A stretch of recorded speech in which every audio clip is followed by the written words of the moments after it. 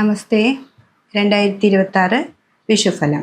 മകനക്ഷത്രക്കാരെ സംബന്ധിച്ച് കഴിഞ്ഞൊരു വർഷമായിട്ട് നമുക്ക് നല്ലൊരു പുരോഗതിയും, അതായത് എല്ലാ കാര്യങ്ങൾക്കും 11-ലെ വ്യാഴം അവർക്ക് ശ്രേഷ്ഠമായിട്ടുള്ള ഗുണാനുഭവങ്ങൾ കൊടുത്തിരുന്നു. പക്ഷേ ഈ ഒരു വർഷത്തിൽ കുറച്ച് മാറ്റങ്ങളാണ് വരുന്നത്.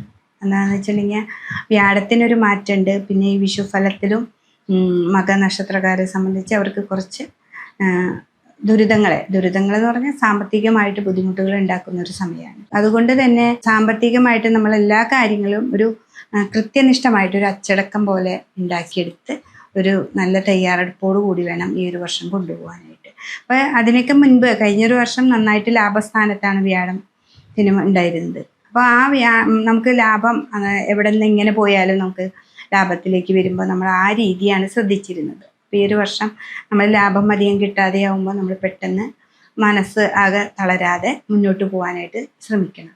അപ്പോൾ അതുകൊണ്ട് തന്നെ സാമ്പത്തികമായിട്ടൊരു അച്ചടക്കത്തോടു കൂടി നമ്മൾ എഴുതി കണക്ക് കൂട്ടി ഈ ഒരു വർഷം മുന്നോട്ട് പോവുകയാണെങ്കിൽ മകനക്ഷത്രക്കാർക്കും നല്ലൊരു സമയത്തിലേക്ക് എത്തിച്ചേരാനായിട്ട് സാധിക്കും.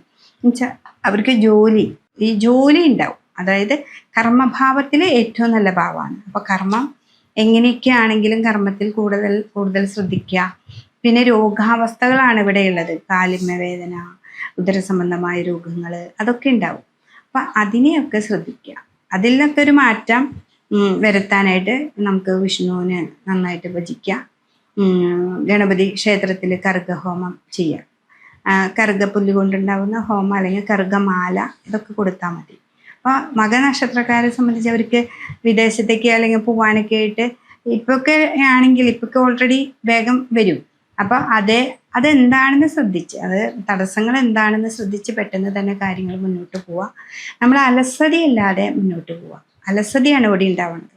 അപ്പോൾ ആ അലസത മാറ്റിയിട്ട് നമുക്ക് മുന്നോട്ട് പോകാനായിട്ട് സാധിക്കണം. അപ്പോൾ എല്ലാ കാര്യങ്ങളും കൃത്യമായിട്ട് അവർക്ക് നടക്കാനായിട്ട് സാധിക്കുന്നുണ്ട്. അതാണ് മകനക്ഷത്രക്കാരെ സംബന്ധിച്ചുള്ളത്.